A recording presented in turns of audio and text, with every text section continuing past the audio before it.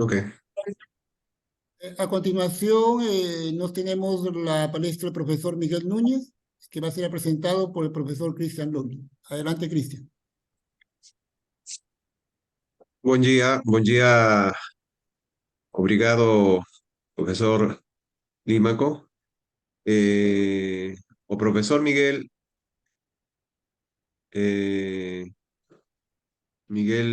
Núñez estudió doctorado na UFI bajo a orientación del doctor Juan Límaco. Fez doctorado sándwich en España bajo orientación de Enrique Suazua. Actualmente es profesor na Universidade Federal de Mato Grosso. Miguel Núñez agora vai falar a palestra titulada Hierarchical Controllability for a Nonlinear Parabolic Equation in One Dimension. Miguel Núñez, você pode começar? Obrigado, professor Cristian. Bom, hoje eu vou apresentar. Esse trabalho foi parte da minha tese de doutorado. Agradeço primeiramente ao professor Juan pelo convite. Então, vou apresentar o problema, não vou dar detalhes técnicos, só vou dar a ideia, a demonstração e o resultado que a gente obteve. Então, vamos trabalhar com um sistema parabólico não linear. Vamos ver de que tipo é a não linearidade. Vai ser em dimensão 1 e vamos estudar um problema de controle. Vamos ver que tipo de controle o sistema faz. Então, vamos começar aqui com a motivação do modelo que vamos estudar. Então, esse modelo não linear vai ser do tipo quase linear. Ou seja, ele vai ter aqui no termo de difusão de uma equação parabólica, ele tem aqui uma função, não somente depende de x e de t, depende da própria função y. Só que nesse caso aqui não tem, a gente costuma trabalhar quase linear com só a função y. Aqui temos o gradiente, a derivada espacial. E esse modelo daqui representa alguma coisa física, um fenômeno na vida real, e sim, né? Aqui a gente descrição, então, ver modelos que se adequam a essa equação 1.1, e o mais famoso e o que é mais representativo foi o modelo de Perona-Malik. É um tipo de ação-difusão, equação de ação-difusão, e que, na verdade, é uma difusão anisotrópica. Isso daqui, com detalhe, você pode ver no paper, acho que dos anos 90, trata sobre processamento de imagens, basicamente.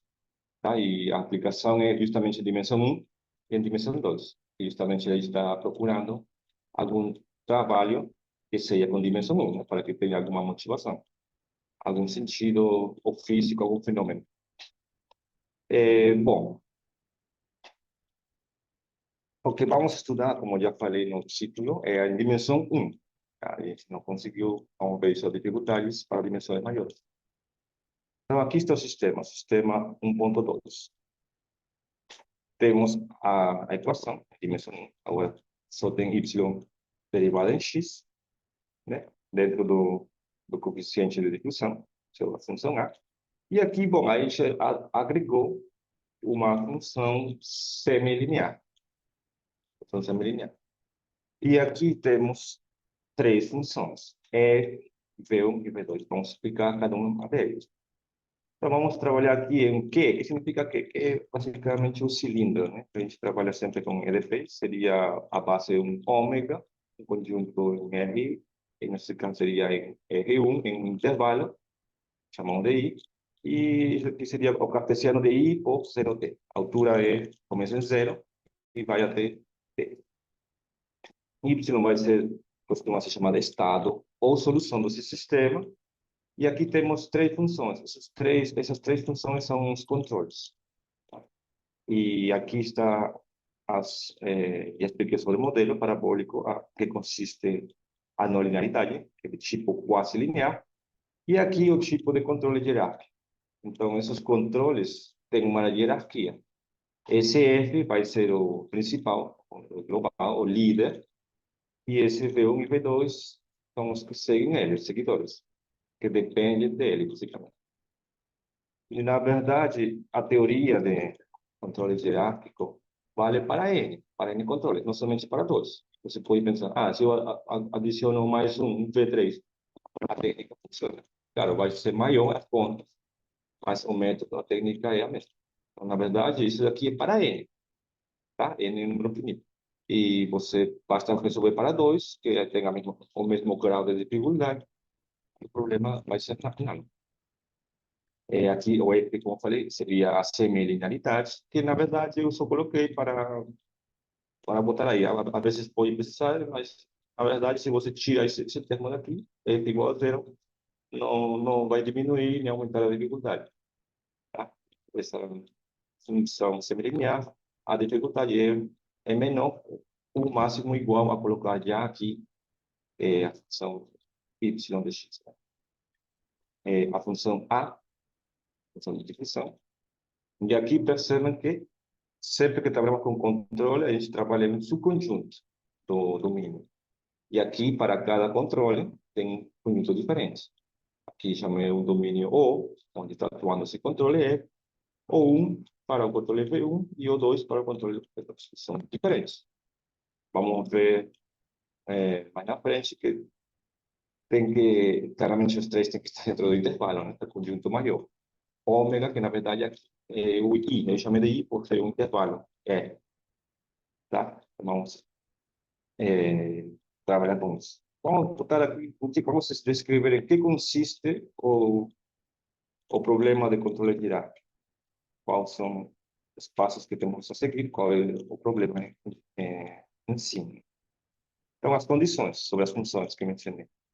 A função de difusão vai ser de classe C3, precisamos até a terceira derivada, que seja contínua.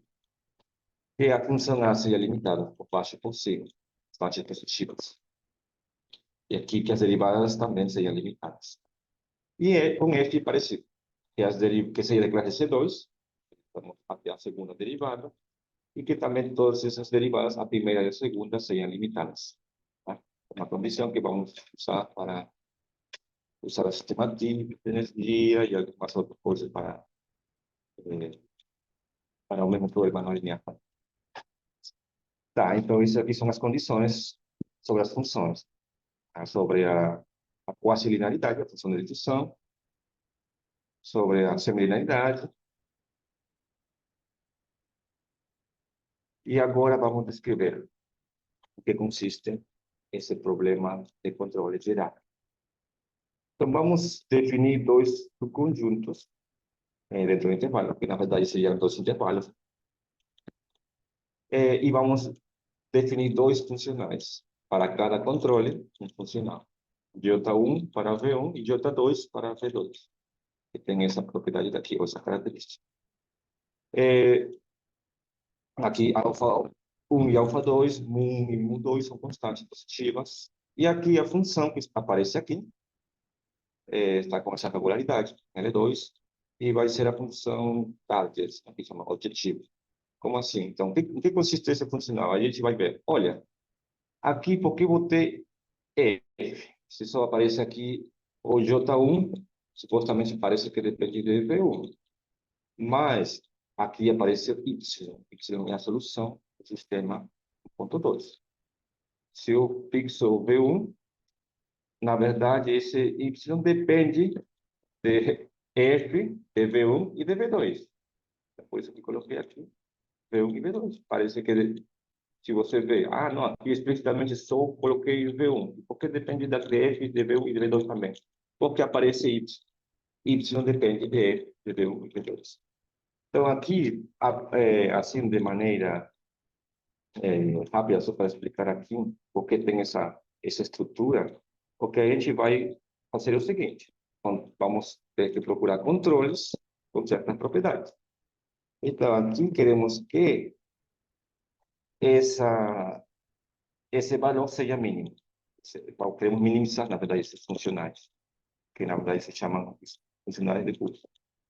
Otimizar um funcional, nesse caso minimizar, que seja o menor, seja dinheiro, seja tempo, seja espaço, seja pessoal. Nosso objetivo é levar esse estado o mais próximo desse target, dessa função fixa, e fazendo que o custo, o esforço do controle seja mínimo também, nesse sentido, que a norma dele em L2, nesse caso, seja mínima. Tá? Então, vamos, a priori, é isso, mas vamos explicar aqui mais com detalhes. Né? É isso. Então, por isso que aparece esse aqui, o que queremos é que a solução fique sempre próxima de alguma outra função fixa e que o esforço dos controles seja mínimo. Então, essa é basicamente a restrição ou a dependência diretamente do controle líder em relação aos seguidores. Eles não façam, eles têm liberdade de fazer alguma coisa, mas que essa coisa que façam requer um esforço mínimo. Tá? Então, vamos explicar o processo do controle, em que consiste o processo do controle, o que temos que fazer.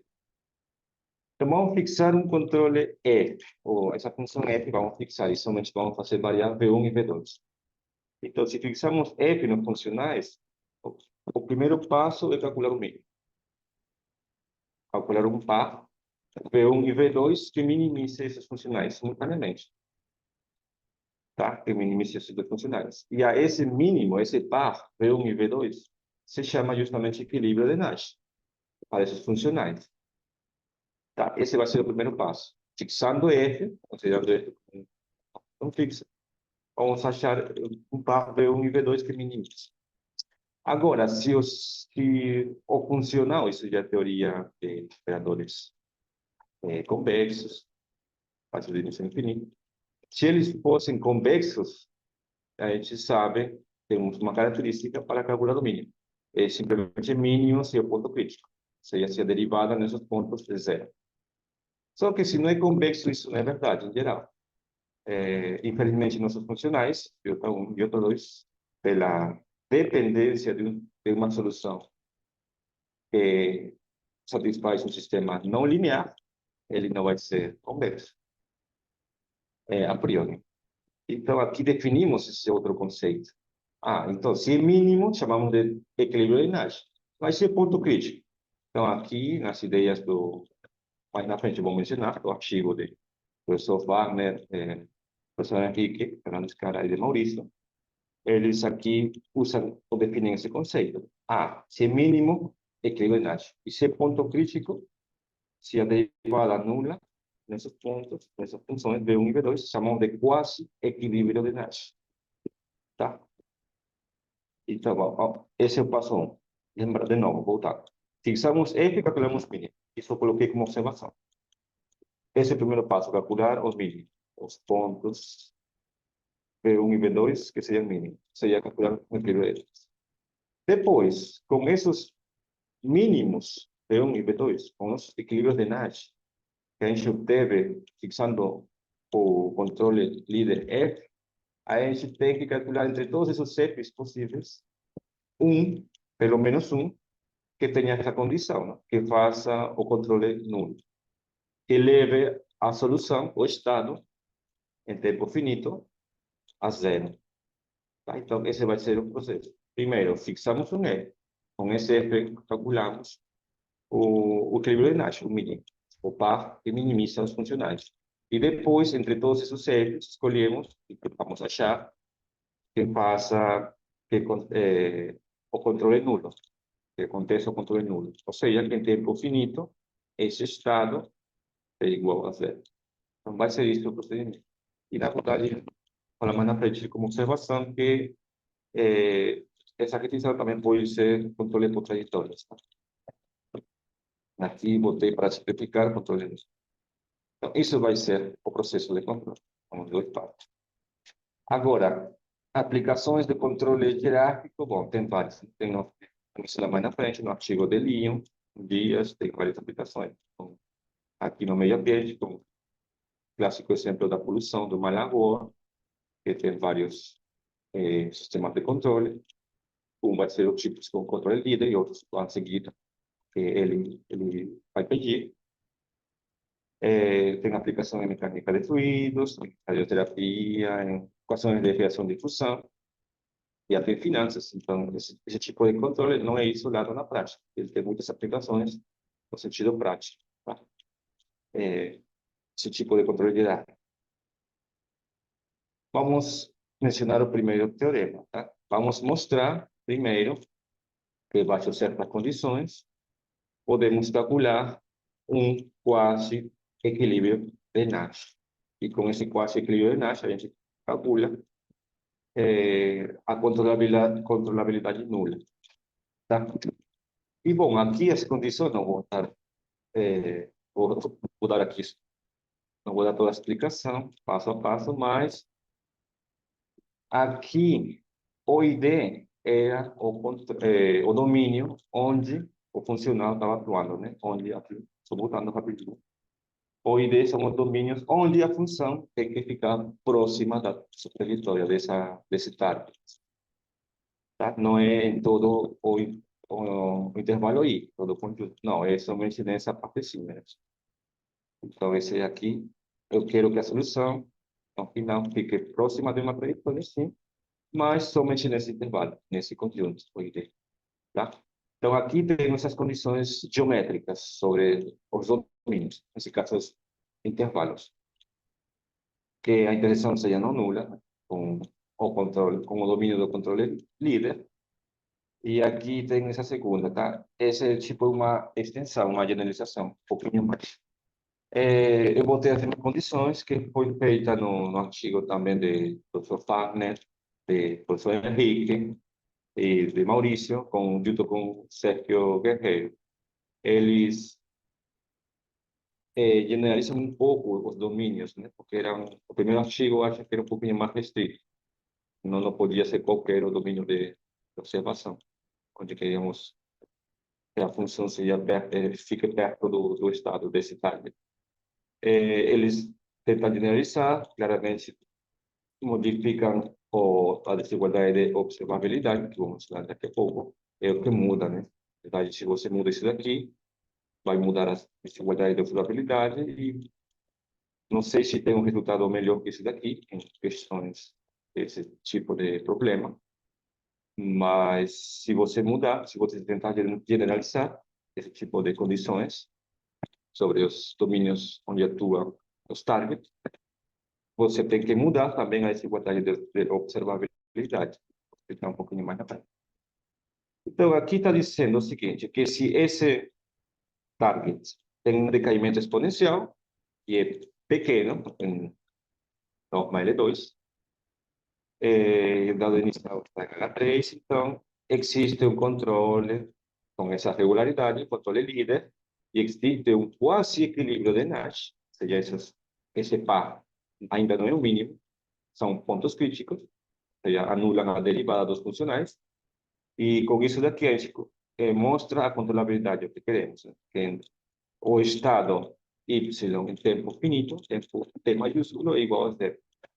Tá? Mas estamos mostrando com quase equilíbrio. Nosso problema original era mostrar com o equilíbrio, com o mínimo. Então, o teorema 2 já vai resolver isso, adicionando mais regularidade aqui a função f, ao controle, e mais regularidade também ao target. Mostramos localmente de novo, dados pequenos, então, e para mu e mu2, que eram as constantes que aparecem no funcional, que acompanham os controles, aqui, mu e mu2, as constantes que acompanham aos controles, a norma do controle, para esses mu e mu2 suficientemente grandes, porque são um número muito grande. Então, aí se está mostrando que, na verdade, esses quase equilíbrios de Nash, esses pontos críticos, na verdade, são os mínimos.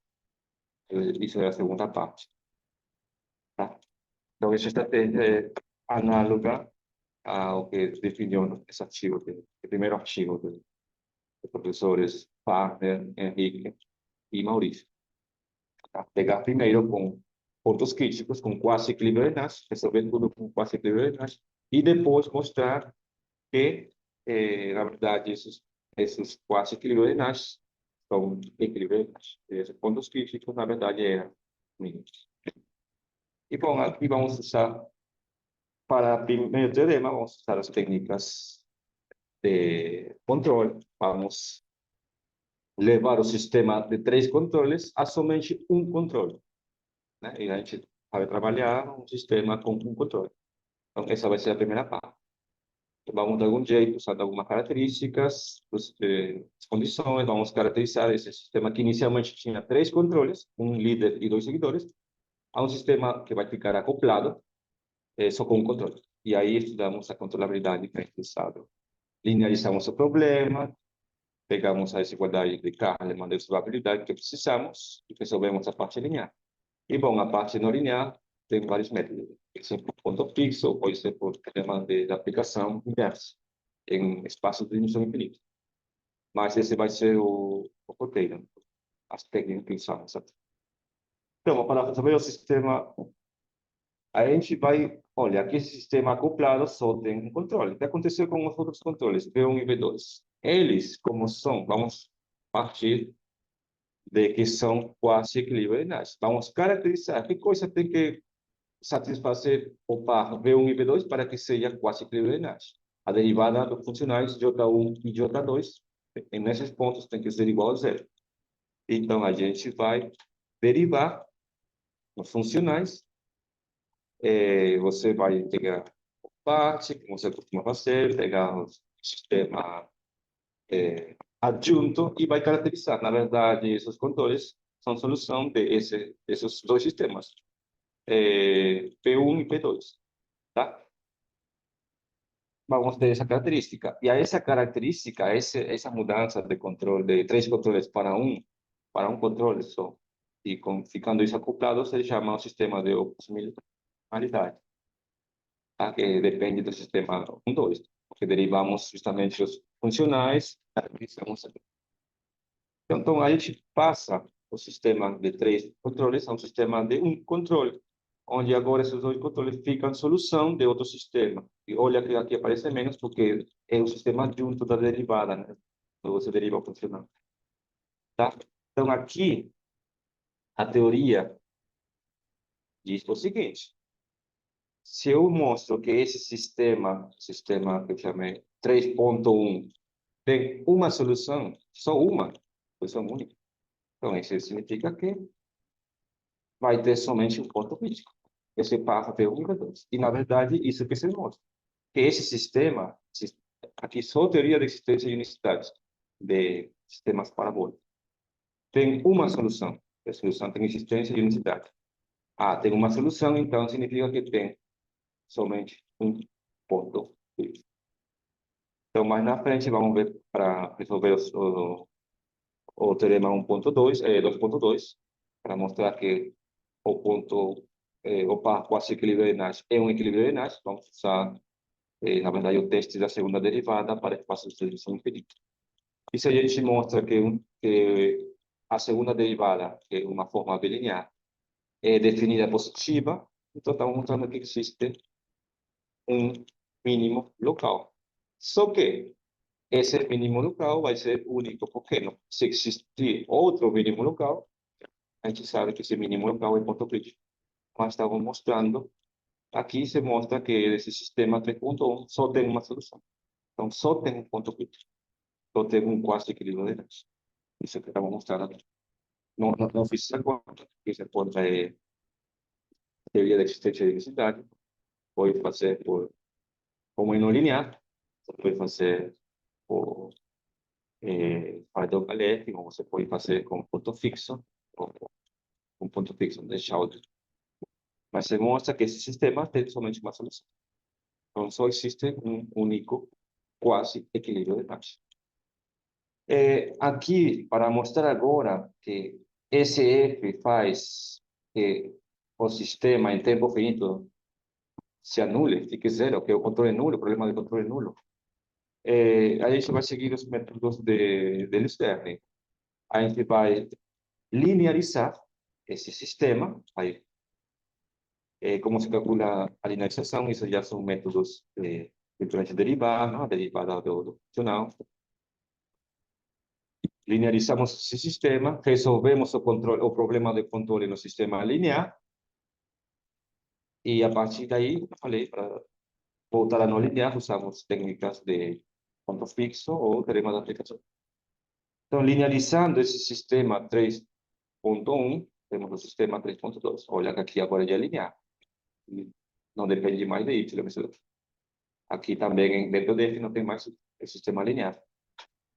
E, bom, sabemos que para resolver esse sistema linear, a controlabilidade desse sistema 3.2, precisamos do sistema adjunto, que simplesmente é multiplicar uma função teste e tirar por partes, né? E temos esse sistema daqui. Esse sistema, e a gente sabe essa teoria de controle para sistemas lineares, que mostra a controlabilidade desse sistema linear é basicamente equivalente a mostrar a desigualdade de observabilidade nesse sistema adjunto. O sistema adjunto 3.3. E eu que, bom, não fiz aqui a conta, e aqui entra justamente o artigo, o segundo artigo, na verdade, dos professores Partner, Henrique e Maurício, junto com o professor Sérgio. Eles, como eu falei, são condições geométricas do domínio onde atua o target, o ID, o 1D e o 2D, precisa de uma nova, digamos assim, função ou teorema de funções de Korsakoff. A gente pega sempre para a desigualdade de Kahneman e observabilidade a função clássica de Korsakoff. Aqui eles tentam, com esses domínios, adaptar uma nova função de Korsakoff que satisfazem as condições e conseguem resolver. Então, basicamente, esse trabalho se baseia Então, a controlabilidade, se a gente tem a observabilidade do sistema 3.3, sistema adjunto, resolve. Então, com esse artigo, com esse resultado desse artigo, a gente adapta e consegue também satisfazer as condições e conseguimos resolver a desigualdade de observabilidade para o sistema adjunto, que isso resolve o sistema linear. Então, graças a esse artigo,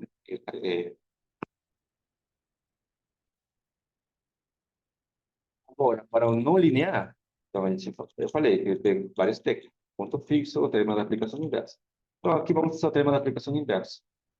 E aqui entra fortemente a condição de que estamos trabalhando em dimensão 1, porque até agora não mencionei nada da dimensão. Em dimensão 1, a gente tem essa imersão. Na verdade, aqui é H1, porque H1 zero. Imersão em infinito. Vamos usar bastante. E, claro, as condições sobre A, as hipóteses de A, que as derivadas sejam limitadas, que fique a função A entre duas constantes positivas, as condições da semilinearidade F também, que as derivadas sejam limitadas. Então, todas essas condições sobre A, sobre E e sobre a dimensão que seja 1, entram fortemente aqui. Que aplicamos direitinho, mostramos que a aplicação aí satisfaz as hipóteses, teremos a aplicação inversa e pronto.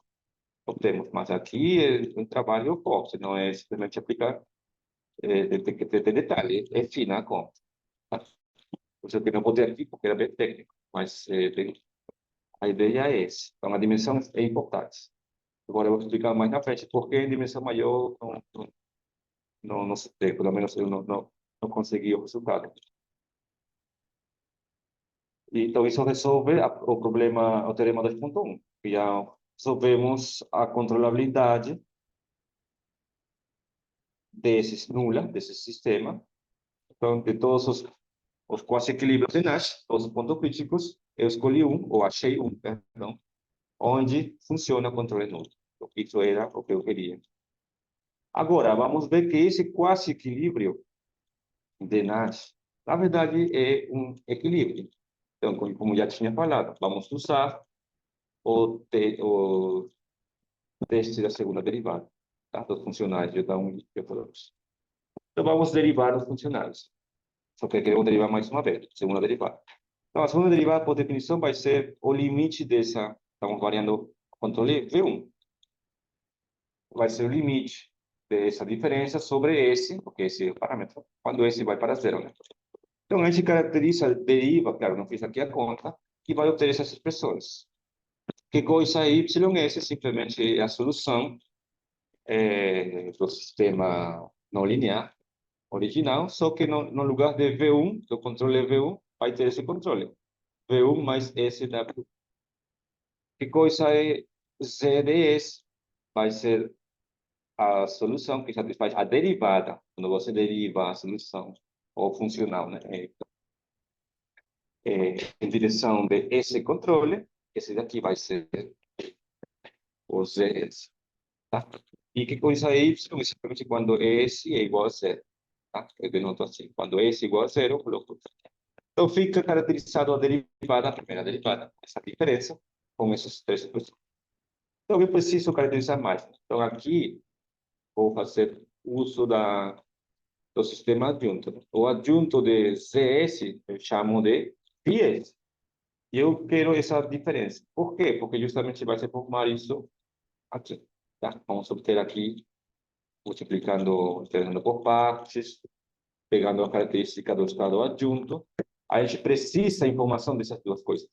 E por que eu botei aqui y, s menos y? Porque aparece aqui. Isso daqui depende, isso daqui satisfaz um sistema similar ao sistema original, parabólico, com todos os termos. Porque tem essa função aqui, né? Essa função aqui também é caracterizada e chegamos a esse daqui. Então, o que a gente quer fazer é o seguinte, como já falei, dividir tudo sobre esse, no lado esquerdo, no lado direito, e aplicar limite quando esse vai para zero. Aqui fica a segunda derivada do funcional, J1, e aqui vamos ver que coisa fica. Então, precisamos justamente disso. Então, vamos dividir tudo isso aqui sobre esse e aplicamos limite. E esse limite vamos chamar de, para o φ, vamos chamar de eta, e para o y chamamos de h. E fica esse sistema que está aqui, fica esse novo sistema. Então, isso aqui serve para quê? Vamos fazer aqui o seguinte. Olha que essa função eta depende de h, então esse é um sistema acoplado, na verdade. Quando você aplica o limite aqui, deriva, divide sobre esse e aplica o limite, você, falei, usando as interações por partes, a característica do adjunto, você vai obter isso. Aqui do lado esquerdo fica a segunda derivada, do funcional J1, e aqui fica isso aqui. E aqui é que aparece esse eta. Olha, o eta que está aqui. Então, eu quero que isso seja maior que zero, né? Para que seja definida positiva. Então, aqui escolho, justamente uso essa hipótese de que mu1 é suficientemente grande. Mas para isso precisamos estimar essa expressão. Conseguimos. Com que? Usando regularidade da função eta. E a regularidade vem daqui. Eta satisfaz todo esse sistema grandão, mas aqui usando as estimativas de energia clássicas e algumas outras ganha regularidade, porque depende de H, e H é um sistema mais simples. Olha que aqui usamos fortemente também as condições, as hipóteses sobre a função A, a função de difusão. Olha que as derivadas são limitadas, ajuda que a função esteja entre duas constantes positivas, ajuda também que a primeira e a segunda derivada sejam limitadas. A mesma coisa com E. A primeira e a segunda derivada sejam limitadas. Então, aí ajuda bastante. Pode parecer assim grande, mas quando você faz uma estimativa, vai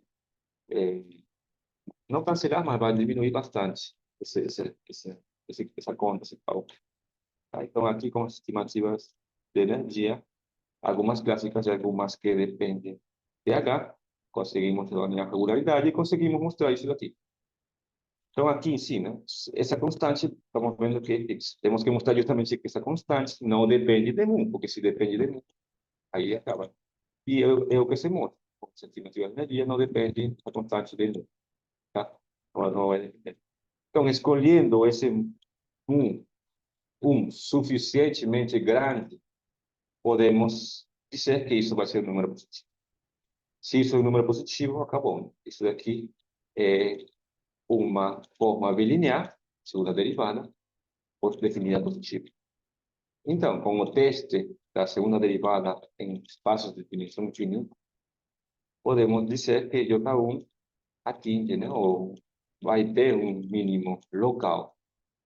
Agora, por que esse mínimo local seria um mínimo global em Terra? Porque se você supor que tem outro, então vai ter dois pontos críticos, o que é falso. A gente já mostrou, na verdade não mostra aqui, mas se mostra que só tem um ponto crítico. Então, na verdade, esse mínimo local é o mínimo que a gente está lá procurando, só com esse resultado. E, analogamente, podemos fazer o mesmo procedimento. Olha que eu derivei o funcional de J1. Agora, o mesmo procedimento se faz para J2.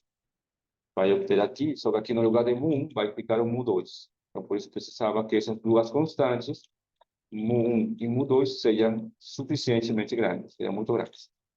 Então, mostro que aqui mostrei que o V1 era o mínimo, aqui mostro que o V2 é o mínimo de J2 e pronto. Aí tenho que esse quase equilíbrio, que começou como ponto crítico, na verdade é o mínimo que a gente está procurando, mínimo global. Então, com essas ferramentas de espaços convexos, de funcionais convexos, sai. Bom, aqui só falando sobre esse problema, como tinha falado aqui, foi publicado agora, só que esse problema já, como eu falei, foi parte da minha tese. A gente começou, com o professor Juan, no time de trabalho em 2019. Aí ficou um pouquinho parado e por isso demorou. Em paralelo, meu colega Dani, Nina Guaman, que também foi um orientando do professor Juan Lima, ele fez também o controle hierárquico quase linear, só que a quase linearidade dentro da função de difusão, que é aqui, estou voltando ao sistema original. Aqui, eu estou trabalhando com gradiente. Ele trabalhou só com X. E resolveu a questão que eu fiz, só que com mais resultado, para a dimensão N, basicamente. Tá? Então, essa é uma diferença. Ele mostra, primeiro para 1, 2 e 3, com as mesmas técnicas, com o teorema da aplicação inversa, com as inversões aqui que a H2 está, não, perdão, H1 está em infinito, mas quando a dimensão é maior. Ele usa outro tipo de inversão, não usa H1 imerso em infinito, porque precisa que H2 também esteja. Então, aí usa mais regularidade, mas basicamente é análogo ao raciocínio. Aqui ele generalizou para qualquer dimensão, mas só com o caso de novo, com a função A de y, não A gradiente de y, com o quase linear, a função de discussão. E aqui usou ponto fixo, tá? O ponto fixo de Kaputani. Aqui, então, a questão é, será que esse problema pode ser generalizado para a dimensão maior? Olhem que a motivação valia para 1 e 2. Então, pelo menos mostrar para n igual a 2 também seria interessante. E, bom, se você quer fazer com ponto fixo, no mesmo artigo que usa um resultado de probabilidade, não? Dos autores chineses Qi Liu, Qi e Liu, não? Essa versão Qi Liu e Xing, não lembro outros nomes, por autores chineses. Eles botam justamente como problema aberto de dificuldade com um termo gradiente, com justamente um termo quase linear com gradiente. Então, não dá para resolver usando essa técnica aqui em dimensão maior. Tem uma complicação aí. Lembra que para o teorema de Kaputani, teorema de ponto fixo, na verdade, precisa-se de compacidade. E ganhar regularidade a suficiente para garantir a compacidade não é uma coisa simples. Aí está uma dificuldade grande. E se usamos as técnicas de aplicação inversa, parecidas aqui, também dá um pouquinho de problemas, não? Isso ele aborda nessa questão, porque justamente seria, se conseguimos resolver esse sistema com a quase linearidade só com A de Y para a dimensão 4, 5, 6, provavelmente as técnicas servam para mostrar o problema original que estou abordando com A de gradiente em dimensão 2 ou até 3. Serviria, mas aqui ele bota também algumas observações no final, quais seriam as dificuldades de fazer para 4 para cima. Eu não estou dizendo que não é possível, mas tem bastante dificuldade. Tá bom? Então, isso aqui é... Aqui os dois primeiros artigos são... Eu falei, né? Aqui usa a técnica de primeiro estudar com quase equilíbrio e depois mostrar que esse quase equilíbrio, na verdade, era um equilíbrio. Entendeu? E nesse segundo arquivo mostramos o resultado de observabilidade, basicamente, com essas novas condições geométricas, um pouquinho mais gerais, sobre os domínios de observação, os targets. E, bom, esses dois artigos são os pioneiros, né, os clássicos, onde se baseia todas as motivações, seja alguma aplicação, em que se faz sentido ou não estudar o controle hierárquico, aqui começa no hierarchical control, e aqui, bom, ele começa com a restrição com o controle aproximado. Já depois, com os anos, essas restrições mudaram para controle nulo. Aqui, antes de terminar, que queria falar que eu fiz a restrição para controlabilidade nula, mas no artigo boto também como, no final, como comentários, que sai com a restrição de controlabilidade por trajetórias. Só que precisamos de várias condições para a trajetória. Bastantes condições de regularidade. Então é isso que eu queria falar, gente. Obrigado pela atenção.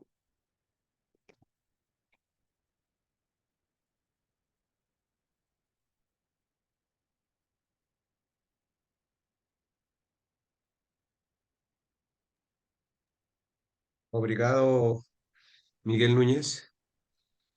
¿Alguna cuestión?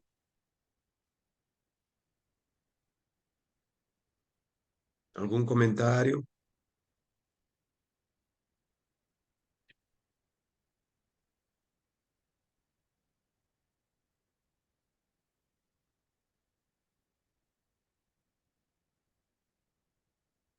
No chat. Ahí, Luis y Aputen Ah, un- una, una cuestión. no resultado do artigo de energia tridimensional. A questão são os espaços. Então, deixa eu voltar aqui. Estamos trabalhando com espaços de Sobolev. Eu trabalho aqui com espaços de Sobolev. Nesse artigo, ele trabalha em dimensão 1, 2 e 3, ele trabalha com o teorema da aplicação inversa, em dimensão infinita com espaço de Sobolev. Aqui, com o teorema de ponto fixo de Kakutani, ele pega espaços folder contínuo. Um espaço folder contínuo. Então, essa é a grande diferença. Mesmo você considerando, não, eu posso pegar um espaço bem regular e vai dar beleza. Não, porque você tem que lembrar que o processo para definir a aplicação, se você bota uma função bem regular, um espaço bem regular, você tem que garantir que a imagem via essa aplicação também seja bem regular. Mas é um problema não linear em geral, não é verdade.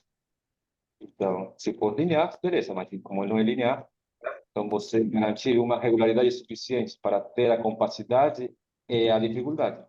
Então, aí, por isso tem esse artigo dos chineses, que regularizam o controle, para obter controles folder contínuos, com regularidade folder contínuo, eles botam essa observação. O que acontece se no quadro linear depende do gradiente? Aí não é simples e eles não concluem nada porque precisa de mais regularidade. E se você dá de um lado regularidade, não consegue ganhar mais. Então, aí a diferença são esses fatores que pegam.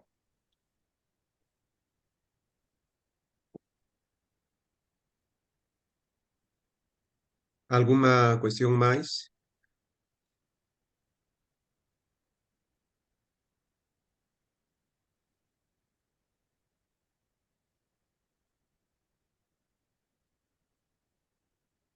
Eh, Profesor Miguel, ¿você conhece alguna aproximação numérica para o problema? Então, essa questão também acho que esqueci de falar, que para caso linear tem. Acho que semilinear, se não me engano, também faz muitos anos fizeram algumas simulações numéricas. Para esse daqui quase linear, eu acho que não tem até agora. É porque tem alguma dificuldade com o sistema acoplado. Na verdade, esse sistema hierárquico vai ficar sempre um sistema acoplado, né? E isso aqui, optimal aqui. E aumenta um pouco a dificuldade para resolver do método que a gente está acostumado a resolver. E, às vezes, essa acoplação não é tão simples, não. Então, eu acho que não tem. Seria interessante. Eu acho que não tem. Para quase linear, eu acho que não tem, se não me engano. Não sei se alguém por aí, o professor Juan, conhece algum resultado numérico. Obrigado.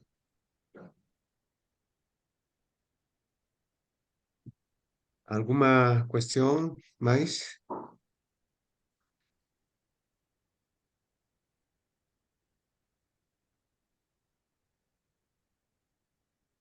Bom, muito obrigado, Miguel Núñez. Interessante o problema. Paso a Juan Límaco para continuar. Obrigado.